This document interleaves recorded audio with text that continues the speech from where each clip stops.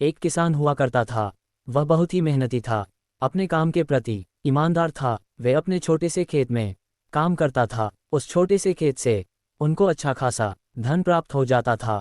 5 से 6 सालों बाद उन्होंने कड़ी मेहनत कर खूब धन अर्जित किया तथा आसपास की सभी जमीन को खरीद लिया। अब उनको और ज्यादा मेहनत करने की जरूरत हुई। वह अकेले इस कार्य को करने में समर्थ नहीं थे, इसलिए उन्होंने वकर रखने के लिए अखबार में इश्तिहार छपवा दी तथा इंटरव्यू लेने के लिए बहुत से लोगों को बुलाया। वे सभी से सवाल करते हैं कि आपको एग्रीकल्चर के बारे में क्या नॉलेज है, यानी खेती बाड़ी का कौन सा काम आता है।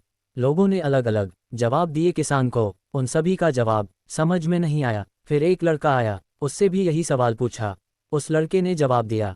उसके इस जवाब को सुनकर किसान को अटपटा जरूर लगा, लेकिन उसको काम में रख लिया। किसान ने उससे पूछा था कि तुम क्या करोगे। उस लड़के ने बहुत ही प्यारा सा जवाब दिया, जब तूफान आएगा तब मैं आराम से सो जाऊंगा। किसान को यह जवाब अटपटा जरूर लगा, लेकिन उस लड़के को काम में रख लिया। अब इसका क्या मतलब है, आइए देखते हैं। वह लड़का किसान की हर काम में मदद करता, खेतों की रक्षा करता।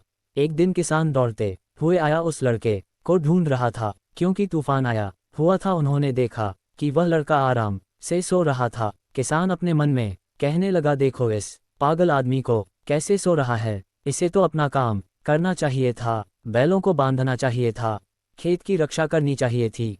किसान अंदर गए और उस लड़के को उठाया और बोला, तुम्हें अपना काम मालूम नहीं है क्या। लड़के ने जवाब दिया, मैंने आपसे पहले ही बोला था जब तूफान आएगा तब मैं आराम से सो जाऊंगा। किसान कहने लगा, ये पागल बेवकूफ़ आदमी मेरे पल्ले कैसे पड़ गए। जब तक ये उठेगा तब तक मैं अपना काम कंप्लीट कर चुका हूँगा। किसान गायों को बांधने के लिए दौड़ा। जब वहां पहुंचा तब उसने देखा कि सभी कार्य पहले से ही हो गए थे। आपने कहानी से किया सीख। किसान को अब ये बात समझ में आया कि जब तूफान आएगा तो मैं आराम से सो जाऊंगा, अर्थात मुसीबत आने से पहले ही सभी काम को पूरा कर लेना चाहिए। बहुत से किसानों का यही हाल है कि वे मुसीबत आने पर ही कार्य को करने के लिए दौड़ते हैं, पहले से कार्य को करके नहीं रखते। हमें इस लड़के से सीख लेनी चाहिए तथा अपने जीवन में भी इसी पाठ का अनुसरण करना चाहिए। आपको ये कहानी कैसी लगी, हमें कमेंट जरूर